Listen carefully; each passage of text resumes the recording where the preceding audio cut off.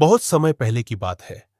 उज्जैन नगरी अपने वैभव और न्याय के लिए प्रसिद्ध थी और उस नगरी का शासक था राजा विक्रमादित्य। एक ऐसा नाम जिसे सुनते ही न्याय और करुणा की छवि मन में उभर आती थी। राजा विक्रम सिर्फ एक योद्धा नहीं, एक विचार थे।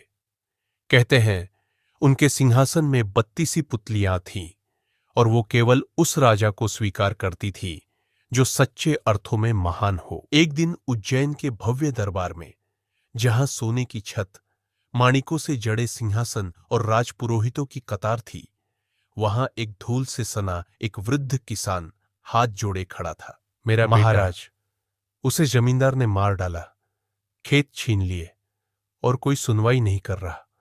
आप ही मेरी आखिरी उम्मीद है। दरबार में सन्नाटा की नजर राजा पर थी। राजा विक्रम ने उठकर कहा, अगर न्याय दरबार में नहीं मिलेगा तो फिर राज क्या? मंत्री, उस जमींदार को तुरंत दरबार में बुलवाओ। रात का राजा का मौन युद्ध। शाम को दोनों पक्षों की बातें सुनी गई। जमींदार ने अपने पैसे और पद का घमंड दिखाया और कहा कि कोई गवाह नहीं है, पर राजा ने कोई निर्णय नहीं सुनाया।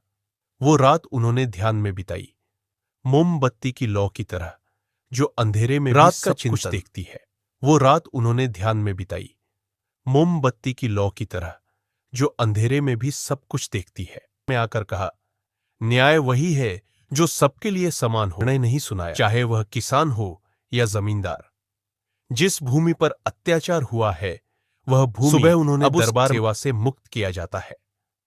पूरा दरबार गूंज उठा, धर्मराज की जय।